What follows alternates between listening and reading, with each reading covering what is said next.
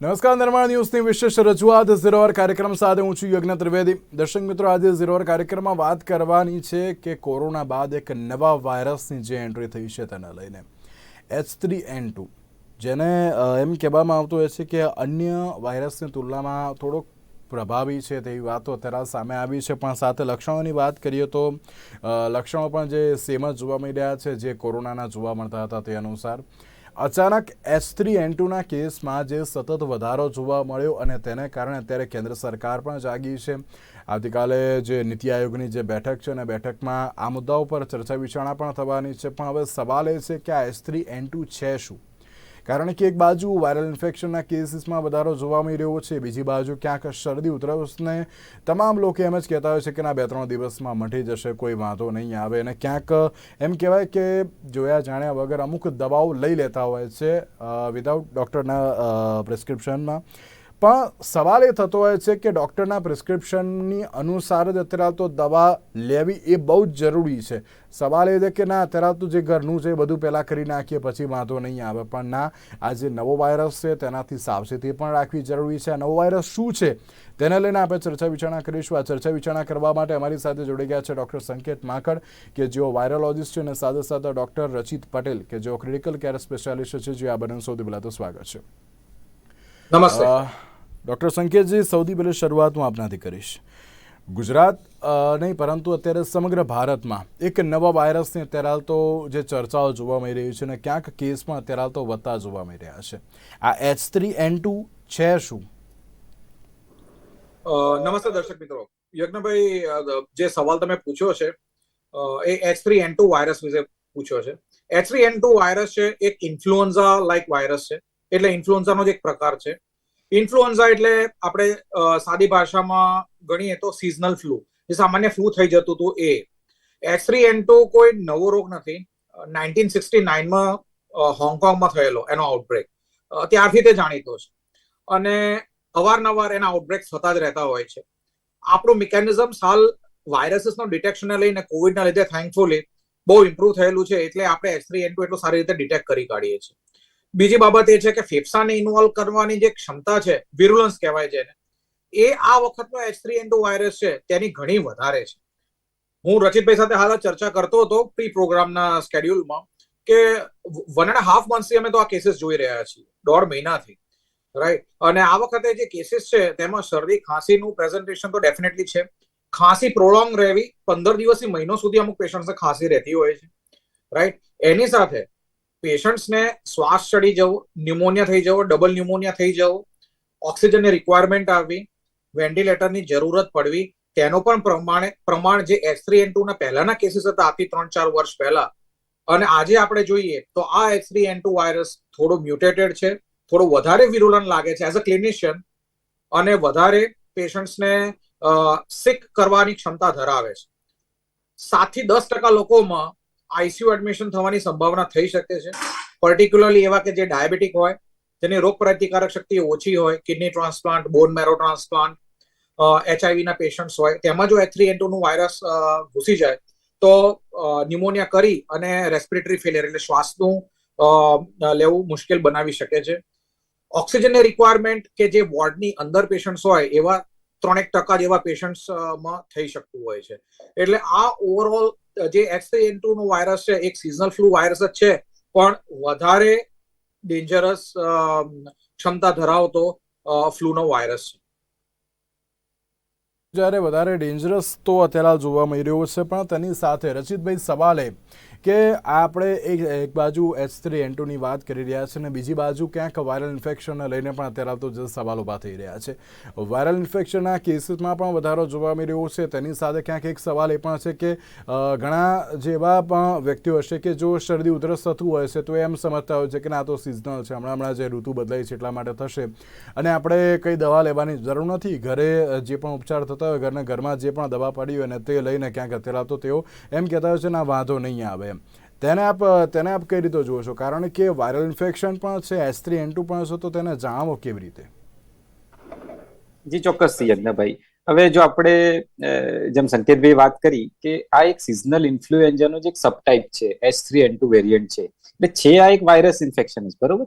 હવે routine virus infection છે કે H3N2 વાયરલ ઇન્ફેક્શન છે, એને ડિફરન્શિએટ કઈ રીતે કરવું, તો ક્લિનિકલી એ ડિફરન્શિએટ કરવું બહુ ડિફિકલ્ટ હોય છે. જો આ વખતના વેરિયન્ટની પર્ટિક્યુલરલી આપણે વાત કરીએ તો જે સિમ્ટમ્સ જે પેશન્ટ અમને કહેતા હોય છે કે એમાં ટિપિકલ આ વખતે હાઈ ગ્રેડ ફીવર ઘણો લાંબો ચાલતો હોય છે પેશન્ટનો. કફિંગની માત્રા ઘણા લાંબી ડ્યુરેશનની રહે છે. મોટાભાગના પેશન્ટને 2 વીક 3 વીક, ઘણાને 1 મહિનો 1.5 મહિના સુધી કફિંગ આનું રહે છે. આ ઉપરાંત જે સોર થ્રોટ જે છે, ગળું પકડે જેવું ટિપિકલ પેશન્ટ કમ્પ્લેન કરે છે કે મને એકદમ સિવિયર ગળું પકડાઈ ગયું છે, અવાજ બેસી ગયો છે. તો આ 3 સિમ્ટમ જે અત્યારના સમયગાળામાં જો કોઈ બી પેશન્ટ આ 3 સિમ્ટમ સાથે આવે કે મને એકદમ હાઈ ગ્રેડ ફીવર, એ પણ 2 થી 3 દિવસથી વધારે ડ્યુરેશનનો, એકદમ સિવિયર ગળું પકડાઈ ગયું છે અને કફિંગ ઘણું વધારે હોય, ઘણા પેશન્ટ એવી કમ્પ્લેન કરે કે રાત્રે ઊંઘ ના આવે એટલું કફિંગ થઈ રહ્યું છે. તો એવા પેશન્ટની અંદર અમે લોકો એનું જે થ્રોટ સ્વેબ લઈ અને એનું ટેસ્ટિંગ કરાવતા હોઈએ છીએ અને તેમાં એના જેનેટિક એનાલિસિસ પછી એનું આ સબ વેરિયન્ટનું ડિટેક્શન થાય છે. હવે મુખ્ય વસ્તુ એ છે કે આપણને સાદું વાયરલ ઇન્ફેક્શન હશે કે આ H3N2 નું હશે, આપણે એનાથી તકેદારી શું રાખવાની છે. હવે જો H3N2 એક વાયરલ ઇન્ફેક્શન જ છે, એ તમારી બોડીની ઇમ્યુનિટી કઈ રીતની છે તેની પર એનો આગળનો પ્રોગ્રેસ ડિપેન્ડ કરે છે. કે જો તમે યંગ છો, ઓવરઓલ તમારી ઇમ્યુનિટી સારી છે, તો રૂટીન વાયરલ ઇન્ફેક્શનમાં આપણે શું કરતા હોઈએ છીએ, નંબર 1 હાઇડ્રેશન મેન્ટેન કરવાનું, રેસ્ટ લેવાનો છે, બહુ એક્ઝર્શનલ એક્ટિવિટી નથી કરવાની, અને સિમ્ટોમેટિક ટ્રીટમેન્ટ. સિમ્ટોમેટિક મીન્સ કે તાવ આવે તો પેરાસિટામોલ લઈએ, શરદી હોય તો સાદી સેટ્રેજિન કે એવી ગોળી લઈએ, અને આપણા સિમ્ટમનું મોનિટરિંગ કરવાનું છે. જો ટિપિકલ આપણને at the end of 72 hours આપણને લાગે કે ના, રૂટીન વાયરલ ઇન્ફેક્શનમાં કેવું છે કે 48 કલાકમાં ફીવર પછી ગ્રેજ્યુઅલી નબળો પડી જતો હોય છે અને પોતાને આપણને એક સારું લાગતું હોય છે 48 અવર્સના રેસ્ટ અને હાઇડ્રેશન પછી. પરંતુ આપણને at the end of day 2 day 3 માં જો આપણને લાગે હજુ પરસિસ્ટન્ટ હાઈ ગ્રેડ ફીવર છે, કફિંગ એકદમ વધારે થઈ રહ્યું છે, સિવિયર સોર થ્રોટ છે, તો એવા કન્ડિશનમાં આપણે અચૂકથી આપણા ફિઝિશિયનની સલાહ લેવાની છે. એમાં દેરી નથી કરવાની. સારી વસ્તુ એ છે કે આ જે પણ વેરિયન્ટ છે ઇન્ફ્લુએન્ઝા, બધા સામે અસરકારક દવા અવેલેબલ છે, પરંતુ એ દવા એ એન્ટીવાયરલ દવા છે કે જે સેલ્ફ મેડિકેશન તરીકે આપણે ના લઈ શકીએ. એના પણ અમુક ક્રાઇટેરિયા ગવર્મેન્ટે ફિક્સ કરેલા છે કે કયા દર્દીને આ દવા પ્રિસ્ક્રાઇબ કરવી. તો જ્યારે પણ આપણને પર્ટિક્યુલરલી આ સિઝનમાં, અત્યારે આજે જ હાલ જો આપણે વાત કરીએ તો ICMR અને મિનિસ્ટ્રી ઓફ હેલ્થ એક ડેટા રિલીઝ કર્યો છે કે આ જે પોસ્ટ 15 ડિસેમ્બર પછીનો એ લોકોએ ડેટા રિલીઝ કર્યો છે, ઇવન 10 માર્ચ સુધીનો, કે એની અંદર એમને નોટિસ કર્યું છે કે મોટાભાગના કેસીસમાં 92% કેસીસમાં હાઈ ગ્રેડ ફીવર H3N2 માં જોવા મળ્યો છે. સેકન્ડ સિમ્ટમ એ લોકોએ કફ અને સોર થ્રોટને આપ્યા છે. તો બેઝિકલી આ જો સિમ્ટમ્સ આપણને હોય તો આપણે ચોક્કસ એની તકેદારી રાખી અને ડોક્ટરની સલાહ લેવાની છે. મુખ્ય ચિંતાની વસ્તુ આ 2-3 દિવસથી એટલે વધારે ન્યૂઝપેપરમાં આવી રહી છે કે એ જે ICMR નો ડેટા આવ્યો છે એની અંદર એ લોકોએ ઓલમોસ્ટ 10% જેટલી પેશન્ટના O2 રિક્વાયરમેન્ટની અને 7% ICU એડમિશનની રિક્વાયરમેન્ટના ડેટા પબ્લિશ કર્યા છે. અને જે ખરેખર ચિંતાજનક ડેટા છે, અને અમે ક્લિનિકલ પ્રેક્ટિસમાં પણ જોઈ રહ્યા છે કે હમણાં થોડાક સમયથી ઘણા પેશન્ટ આવી રીતે ઓક્સિજન રિક્વાયરમેન્ટ વાળા ડે બાય ડે આવી રહ્યા છે. તો આ બધું પ્રિવેન્ટ કરવા શું કરવાનું છે, અર્લી સ્ટેજમાં ડે 2 ડે 3 માં જો આપણને એવું લાગે કે કંઈક ગડબડી વધારે છે તો ફિઝિશિયનનો કોન્ટેક્ટ કરીએ. ઓરલ મેડિસિન એની અવેલેબલ છે, અને જો એ ઓરલ મેડિસિન જ આપણે પ્રિસ્ક્રાઇબ લઈ લઈશું શરૂઆતના 3 થી 4 દિવસના પીરિયડમાં, જે મેઇન વાયરેમિક ફેઝ હોય છે, જો એ સમયગાળામાં આ દવા લેવામાં આવે તો અતિશય અક્ષીર સાબિત થાય છે ને આગળ ડિસીઝને આપણે પ્રોગ્રેસ થતો અટકાવી શકીએ. રચિતભાઈ, એક વસ્તુ આમાં એ પણ પૂછવા માંગીશ કે ઇન્ડિયન મેડિકલ એસોસિએશને એમ પણ કહ્યું હતું કે એન્ટીબાયોટિકનો જરૂર પડે તો જ ઉપયોગ કરવાનો, અને એન્ટીબાયોટિકનો ઉપયોગ કરવો નહીં. એ શેના માટે તો? જી ચોક્કસથી. એન્ટીબાયોટિક મીન્સ શું છે કે જે આપણે કોમન કોઈ પણ શરદી ખાંસી તાવ આવે છે ને લોકો સેલ્ફ પ્રિસ્ક્રાઇબ, એઝિથ્રોમાઇસિન છે, સિફિક્ઝેમ જે બ્રાન્ડ નેમ જીફી તરીકે બહુ જનરલ પ્રેક્ટિશનર્સમાં ફેમસ છે, એમોક્ઝિક્લેવ કે ઓગ્મેન્ટિન જે કહીએ છીએ, લોકો શું કરે છે કે તાવ આવે, સામાન્ય શરદી ઉધરસ થાય એટલે બસ જાતે એઝિથ્રોનો 5 દિવસનો કોર્સ કરી દીધો, જીફીનો કોર્સ કરી દીધો, એમોક્ઝિક્લેવનો કોર્સ કરી દીધો. હવે એ બધી એન્ટીબાયોટિક્સ છે, એ મોટાભાગે બેક્ટેરિયલ ઇન્ફેક્શન સામે ઇફેક્ટિવ હોય છે. જ્યારે અત્યારે આ જે ફેઝ ચાલી રહ્યો છે તે વાયરલ ઇન્ફેક્શન છે, એટલે એ એન્ટીબાયોટિક વાયરસ સામે કોઈ ઇફેક્ટ નથી કરવાની. એ તમે દવા લેશો તો પણ કંઈ ફરક નથી પડવાનો, નથી લે તો પણ કંઈ ફરક નથી પડવાનો. હા, પરંતુ જો દવા તમે મિસયુઝ તરીકે લેશો અને તમારી ઇન્ડિકેશન નહીં હોય ને લેશો તો ખરેખર એકચ્યુઅલી જ્યારે તમને બેક્ટેરિયલ ઇન્ફેક્શન થશે અને એ દવા જ્યારે તમને ખરેખર ડોક્ટર પ્રિસ્ક્રાઇબ કરશે ત્યારે તેની જોવે તેવી ઇફેક્ટ નહીં આવે. બેક્ટેરિયા પણ સ્માર્ટ હોય છે, જ્યારે તમે બિનજરૂરી દવા લેશો તો એની સામે એ ફાઇટ કરવાની શક્તિ પેદા કરે છે બોડીની અંદર જ, અને એ એન્ટીબાયોટિક્સનું રેઝિસ્ટન્સ ડેવલપ કરે છે. એટલે ખરેખર એકચ્યુઅલી જ્યારે તમને બેક્ટેરિયલ ઇન્ફેક્શન થશે અને જ્યારે ઇન્ડિકેટેડ હશે એઝિથ્રોમાઇસિન ને એમોક્સિક્લેવ, તમે ત્યારે લેશો ત્યારે એની જરૂર જેવી ઇફેક્ટ નહીં આવે. અને જો આ સાદી દવાઓ ગ્રેજ્યુઅલી જો રેઝિસ્ટન્ટ ડેવલપ થઈ જશે તો પછી સેકન્ડ ક્લાસ થર્ડ ક્લાસની અમારે મેડિકેશન અનફોર્ચ્યુનેટલી યુઝ કરવી પડી રહી છે અને એની ઘણી બધી સાઇડ ઇફેક્ટ્સ હોય છે. તો એના માટે કરીને જ આઈએમએ એક એડવાઇઝરી જારી કરી છે કે બેઝિકલી અત્યારે હાલ એન્ટીબાયોટિક્સ લેવાનો કોઈ મતલબ નથી. હા, તમને છતાં પણ તકલીફ જેવું લાગતું તો ફિઝિશિયનનો કોન્ટેક્ટ કરો. જરૂર લાગશે તો અમુક એન્ટીવાયરલ મેડિકેશન્સ છે જે એ લોકો પ્રિસ્ક્રાઇબ કરશે તમને. એક મહત્વનો પ્રશ્ન કે જે અત્યારે ઘણા બધા લોકો એમ પૂછી રહ્યા છે, શું ફરી એકવાર કોવિડ આવી ગયો કે શું એમ. કારણ કે જે પરિસ્થિતિ પહેલાં જે સિચ્યુએશન આપણે તમે પણ જોયું છે, મેં પણ જોઈ છે અને આપણે પહેલાં ઘણી બધી ચર્ચા પણ કરી છે આ મુદ્દાને લઈને, અને ક્યાંક એક ડરનો માહોલ અત્યારે આવતો જોવા મળી રહ્યો છે. યજ્ઞભાઈ, ડરનો માહોલ હાલ પેદા કરવાની કોઈ જરૂર છે નહીં. પ્રાથમિક રીતે તો H3N2 એક સિઝનલ ફ્લૂ વાયરસ છે. એની વિરુલન્સ પેટર્ન અને કોરોનાની વિરુલન્સ પેટર્નમાં બહુ જ ફરક છે. બીજી બાબત એ છે કે કોઈ પણ ડિઝીઝને કંટ્રોલ કરવો હોય તો એના માટેના બહુ બધા સ્ટેપ્સ હોય છે. આ એક ફ્લૂ વાયરસ છે કે જેની વિરુલન્સ સ્ટેપ આ વખતે વધારે દેખાઈ રહી છે. એટલે સૌથી અગત્યની બાબત એ છે કે આપણે જે આપણા જે પ્રોટોકોલ્સ હતા એ પ્રમાણે થોડાક આવી જઈએ. ખાસ કરીને કે જ્યારે આપણે ક્રાઉડેડ પ્લેસીસમાં હોઈએ તો થોડું સોશિયલ ડિસ્ટન્સિંગ રાખીએ, નંબર 1. બીજું કે જ્યાં આપણને ખબર છે કે કોઈ કોફિંગ એટલું સિવિયર કરી રહ્યું હોય તો એનાથી થોડો સોશિયલ ડિસ્ટન્સ મેન્ટેન કરીએ. ત્રીજી બાબત એ છે કે સ્વયંભૂત લોકોને એ રિયલાઇઝ થવું જોઈએ કે મને ખાંસી એટલી આવી રહી છે તો મારે માસ્ક પહેરવો જોઈએ. અને સામે આપણે બી એટલું ધ્યાન રાખવાનું કે આપણે બી સેલ્ફ માસ્કિંગ એક એટલો ઇફેક્ટિવ ટૂલ છે કે આ બધામાં ઇમ્પ્રુવમેન્ટ આપણને લાવી શકે છે. બીજી બાબત, જે કોવિડનો જે છે નોર્મલ આ સિઝન છે કે જ્યારે સિઝનલ ફ્લૂ ડેફિનેટલી જોવા મળતો હોય, એનું કારણ એ છે કે ટેમ્પરેચરનું વેરિએશન બહુ છે. તમે જુઓ તો દિવસે અત્યંત ગરમી હોય છે અને ઇવનિંગ્સમાં આ ટાઈમે ટેમ્પરેચર થોડું ડ્રોપ થાય છે. એટલે એ વાયરસ માટે આઈડિયલ વસ્તુ છે કે તેમાં ગ્રોથ કરી શકે અને આગળ એનું પ્રોડક્શન કરી શકે. માર્ચ એન્ડિંગ આવશે ત્યારે આજે એક્સ્ટ્રીમ ટેમ્પરેચર છે, બરોબર જ વેરિએશન છે, એ ઘટી જશે અને મોર ટુવર્ડ્સ હીટ આગળ વધી જશે. એટલે આ ફ્લૂનો વાયરસનો ડેફિનેટલી કંટ્રોલ એક લેવલ પર આવી જશે. જ્યારે કોરોનામાં એવું નથી. કોરોનાનો સિચ્યુએશન ને એ બધું આખું અલગ જ હતું. એટલે કોરોના વાયરસ એબ્સોલ્યુટલી અલગ છે, ઇન્ફ્લુએન્ઝા વાયરસ આખી અલગ છે. બીજી એક અગત્યની બાબત કહી દઉં કે જ્યારે આ રીતનો આપણે કોઈ બી પેશન્ટ છે એને હાઈગ્રેડ ફીવર રહેતો હોય એક લેવલથી વધારે, શરદી ને ખાંસી બહુ જ સિવિયર હોય નોર્મલ કરતા બી, ત્યારે એવા પેશન્ટ્સને પર્ટિક્યુલરલી જે ડાયાબેટિક્સ હોય અને કોમોર્બિડિટી વાળા હોય એમણે અવશ્ય H3N2 PCR કરાવી લેવો જોઈએ. H3N2 અને H1N1 બંને. એટલે એ ડુપ્લેક્સ પીસીઆર હોય છે, એટલે એક જ સ્વાબમાં બંનેનું ટેસ્ટિંગ થઈ જતું હોય છે.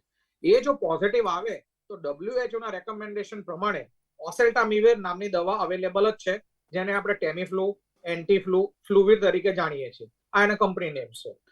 75 મિલીગ્રામની દિવસમાં 2 વાર લેવાની હોય છે જો સાદું હોય તો, અને જો ન્યુમોનિયા ડેવલપ થયું હોય તો 150 મિલીગ્રામની દિવસમાં 2 વાર લેવાની હોય છે ફિઝિશિયનના ગાઈડન્સમાં, કાં તો પલ્મોનોલોજીસ્ટ, કાં તો ઇન્ટેન્સિવિસ્ટ, કાં તો આઈડી સ્પેશિયાલિસ્ટના ગાઈડન્સમાં. એટલે સૌથી અગત્યની બાબત શું છે? નિદાન આપણે કરી કાઢીએ. અને આપણી લેબોરેટરીઝ એટલી ઇક્વિપ છે જ કે આપણે આનું નિદાન એટલું ફાસ્ટ કરી શકીએ છીએ. એવી સિચ્યુએશન છે જ્યાં આગળ પેશન્ટને શ્વાસ ચડી રહ્યો હોય, પેશન્ટને સતત તાવ રહેતો હોય, વધારે સિક લાગતા હોય, એમાં સીટી સ્કેન છાતીનો કરી અને જોઈ શકાય છે કે ભાઈ ન્યુમોનિયાની અસર છે કે નહીં. ખાસ કરીને એક્સરે જ્યાં આગળ નેગેટિવ આવતા હોય અને પેશન્ટને શ્વાસ ચડતો હોય ત્યાં આગળ. એટલે ઓસેલ્ટામિવિર WHO એપ્રુવડ છે, ગવર્મેન્ટે એને લાયસન્સ બી આપેલું છે. એટલે આપણે એન્ટીબાયોટિક્સ લઈએ, એઝિથ્રોમાઇસિન, સેફિક્ઝિમ ને એ બધું લઈએ એના કરતા બેટર છે કે આપણે ઓસેલ્ટામિવિર લઈએ ફિઝિશિયનની ગાઈડન્સમાં. 75 mg દિવસમાં 2 વાર લેવાની હોય છે. એ પ્રમાણે ચાલુ કરી દઈએ તો વાયરેમિક ફેઝમાં પહેલા 3 થી 4 દિવસમાં જ આનો જે વાયરસનો લોડ છે, ક્વોન્ટમ છે, ક્વોન્ટિટેટિવ લોડ કહીએ જેને આપણે, એ ઓલમોસ્ટ 50% કટ ઓફ થઈ જતો હોય છે. 50% કટ ઓફ થઈ જાય તો તમારી અડધી બીમારી તો ત્યાં જ જતી રહેતી હોય છે. જે તમે એઝિથ્રોમાઇસિન લો છો અને 5 દિવસ માટે વસ્તુ પ્રોલોંગ કરો છો એની તમારે જરૂર જ નહીં પડે. એટલે સૌથી અગત્યની બાબત એ છે, હું રચિતભાઈ હાલ ચર્ચા કરતા હતા કે આપણે દરેક કેસમાં આપી શકીએ કે પછી ટેસ્ટેડમાં.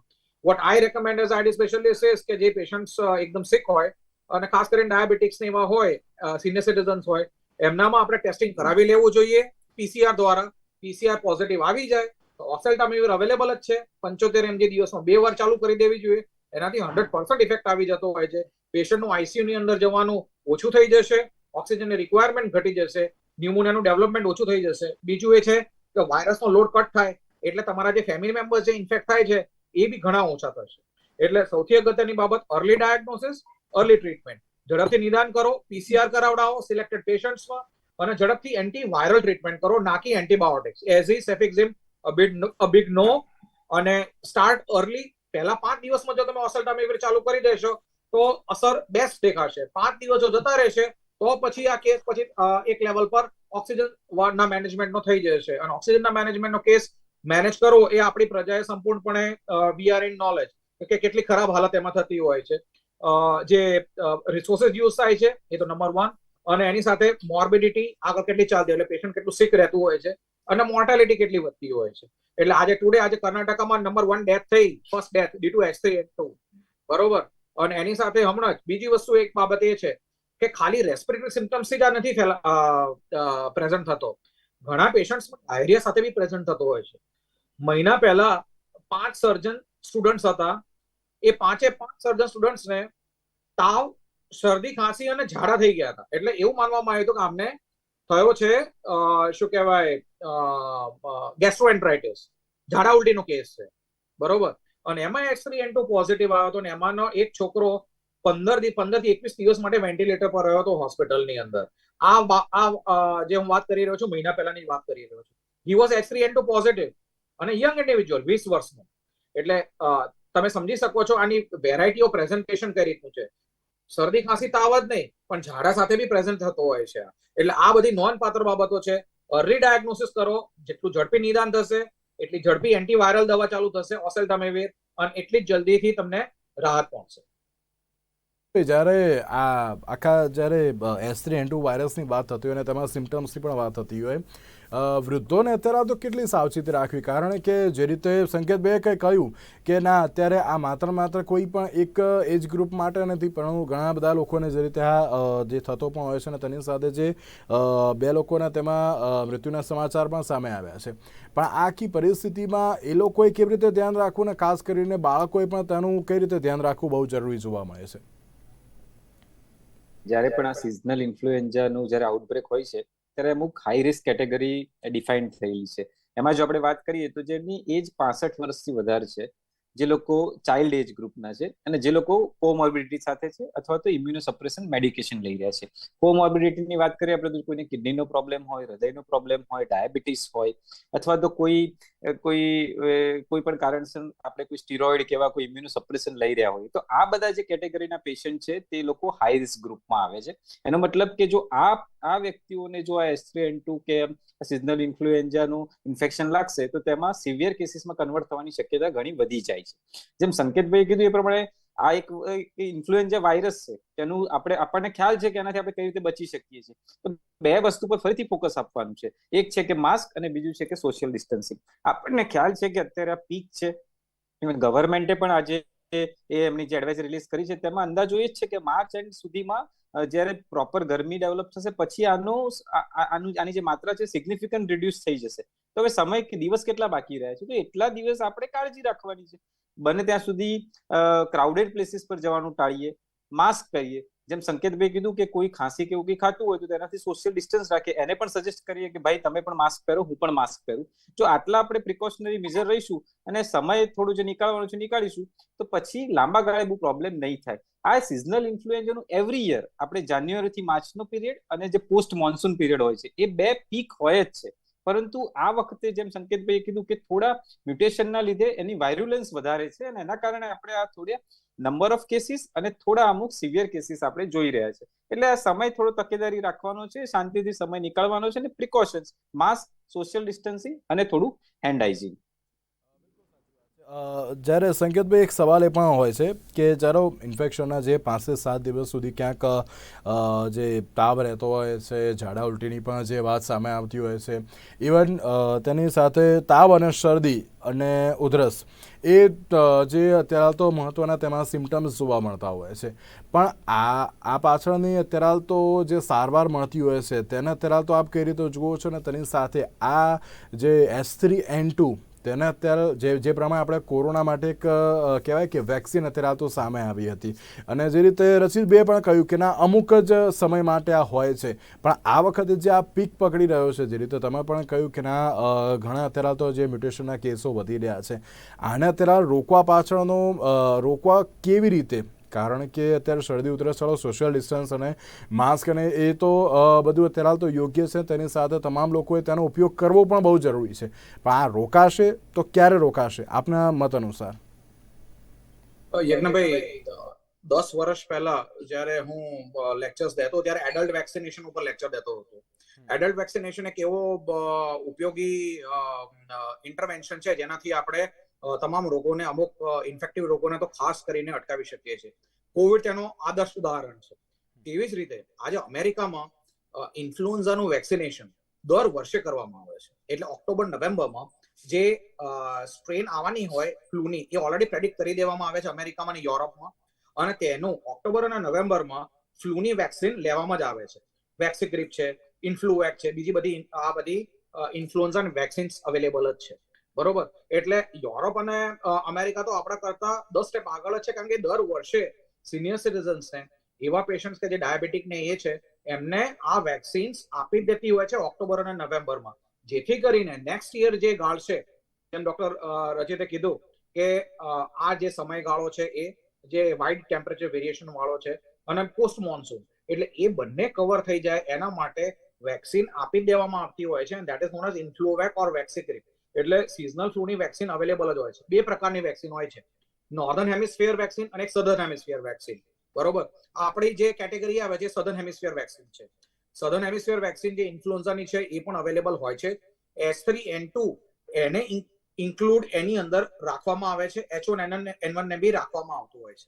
એટલે અગત્યની બાબત એ છે કે જે આપણા વેક્સિન મેન્યુફેક્ચરર્સ છે, એમણે આ જે આસ્પેક્ટ છે એને આ ડેટા, અને સર્વેલન્સ ડેટા કહેવાય, કે જે વાયરસ સર્ક્યુલેટ કરતો હોય એનો આપણે સર્વેલન્સ ડેટા કાઢીએ અને એને વેક્સિન જે ઉત્પાદન થતું હોય, કારણ કે ફ્લૂ વેક્સિનનું ઉત્પાદન દર વર્ષે ચેન્જ થતું હોય સ્ટ્રેન પ્રમાણે.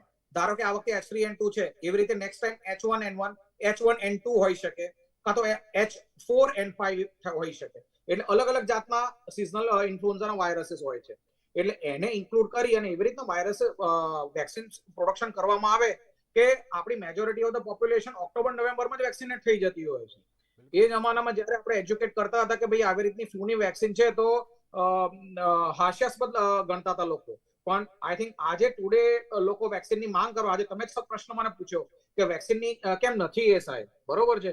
એટલે એ જે vaccination is a very effective tool in controlling such outbreaks also. એનું કારણ છે કે મેજોરિટી ઓફ ધ પોપ્યુલેશન જો વેક્સિનેટ થઈ જાય ફ્લૂથી, તો આ જે સર્ક્યુલેટિંગ વાયરસ છે એ પોતે ચેન્જ થઈ જશે, એમનું વિરુલન્સ ઓછું થઈ જાય, સર્ક્યુલેશન ઓછું થઈ જાય, તો આપણે છે એને કટઆઉટ કરી જ કાઢી શકીએ. બીજી બાબત આપણા લેવલ પર ઇન્ટરવેન્શનની છે, એ સેલ્ફ માસ્કિંગ છે અને સોશિયલ ડિસ્ટન્સિંગ છે. આ 2 વસ્તુને હાલ કરવી જ પડે. અને ચોથું, જે અર્લી ટ્રીટમેન્ટ કરીએ તો એ પણ વાયરસનો લોડ ઘટાડી શકે છે. એટલે વેક્સિન, સેલ્ફ માસ્કિંગ અને યોગ્ય ટ્રીટમેન્ટ, અર્લી ટ્રીટમેન્ટ કરીએ તો એનાથી આપણે ડેફિનેટલી આ ફ્લૂનો વાયરસનો જે હાલ આ ટાઈમ પીરિયડ છે એને ઘટાડી શકીએ. બિલકુલ સાચી વાત છે. અને તેની સાથે છેલ્લો પ્રશ્ન આપ બંનેને કે એક સામાન્ય જનતાને એક મેસેજ શું આપવા માંગશો, સંકેતભાઈ? સામાન્ય જનતાને મેસેજ આપીશ કે ડોન્ટ પેનિક. પેનિક કરવાની હાલ ચિંતા નથી, એટલું કારણ નથી એઝ ઓફ નાઉ. પણ કેરફુલ રહેવું જોઈએ. Don't panic but be very careful. Avoid large crowded places, કે જ્યાં ગાડી ભીડ વધી જતી હોય એવી જગ્યાઓને એવોઇડ કરવું જોઈએ.